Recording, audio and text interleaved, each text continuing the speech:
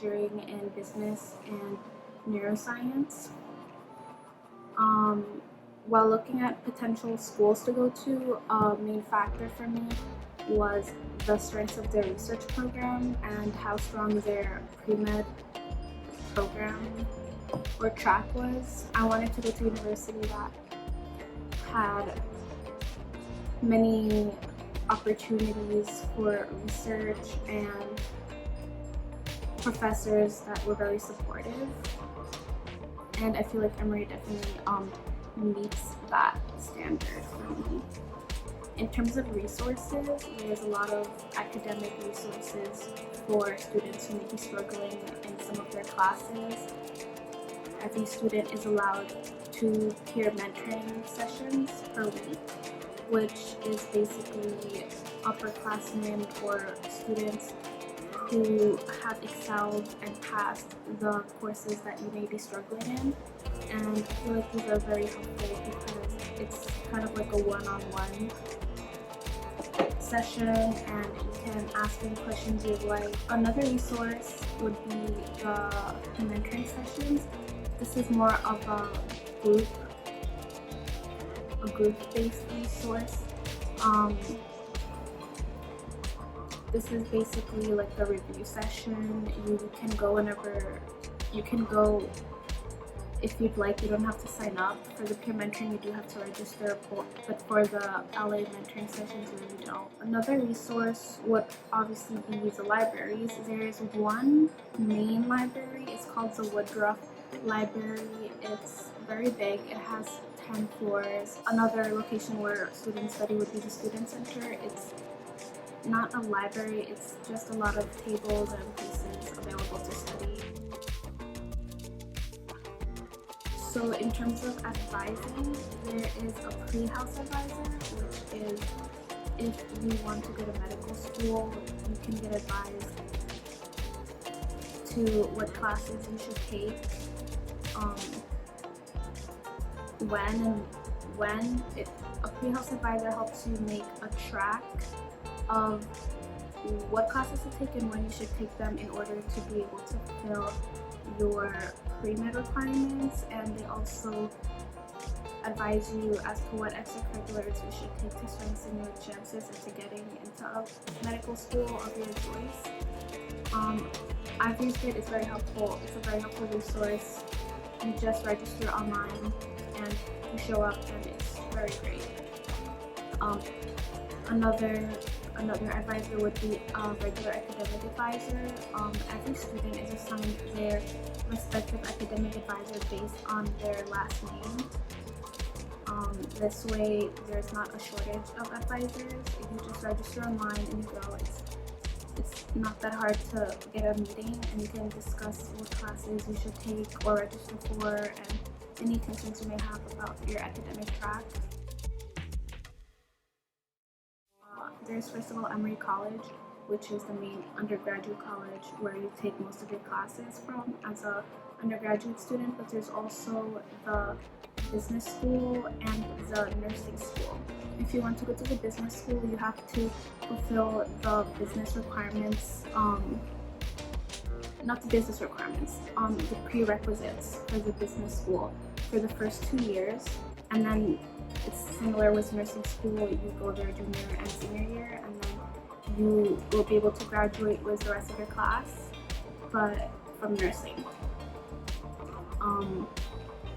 You could also major in any major you want in addition to going through the nursing school or business school track, so you don't have to just stick to that. In terms of the general education requirements, everyone is required to fulfill different categories of general education requirements. From the top of my head, there's a PE requirement, there's a science and technology requirement, and there's quite a few, but it's not very difficult or complicated to fulfill all of these requirements. If you just register for a variety of classes, you're prone to fulfill all of these requirements. But a few of these general education requirements do have to be fulfilled your first year of college. And This is the health requirement, which is Health 101, the writing requirement, which is English 101, but if you already took an English class in high school, a college English class, you don't have to take this course. And there's also the freshman seminar, as well as PACE.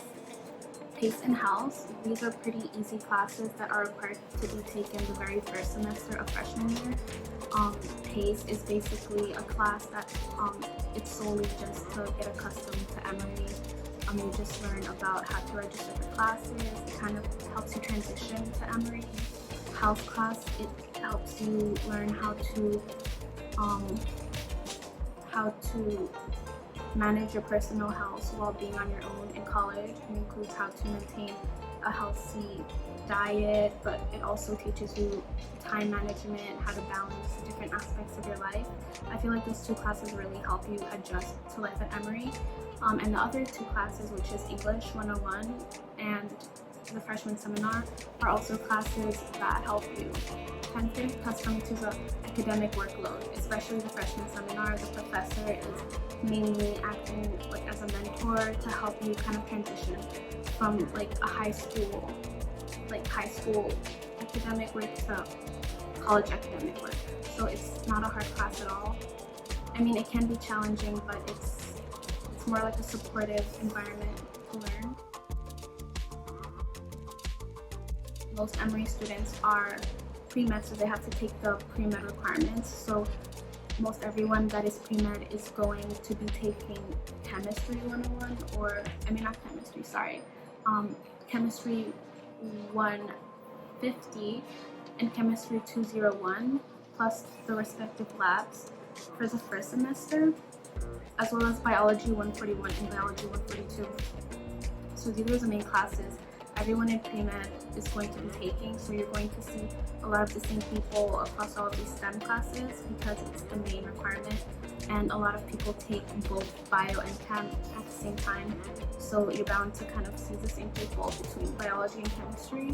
During class registration, you can kind of see the class size, so if you are okay with a large lecture hall, then you could probably choose it.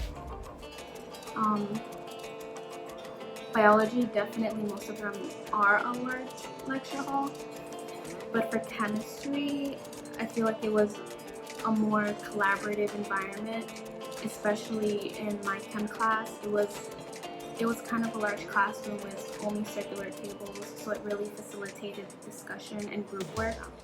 But for biology, although it is also collaborative, the classroom format is different. So it is in kind of a lecture hall, but chem and bio, they have similar levels of collaboration. There's a lot of group work, a lot of discussion. So in science classes, especially the beginning science classes in Emory, there's definitely a high focus on collaboration regardless of the classroom format. And of course, as you go up to more special classes, the class sizes can get very small.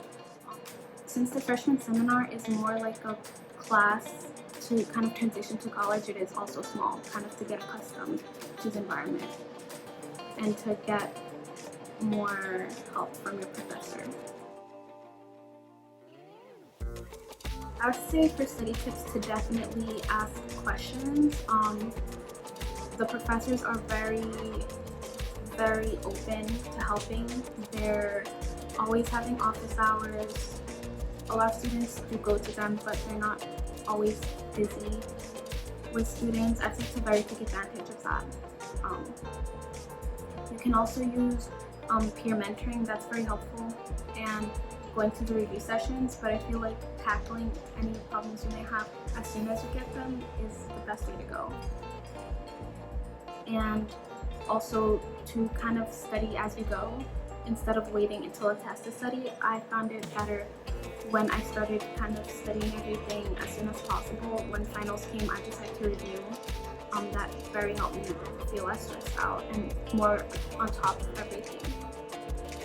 I'd say my favorite class would be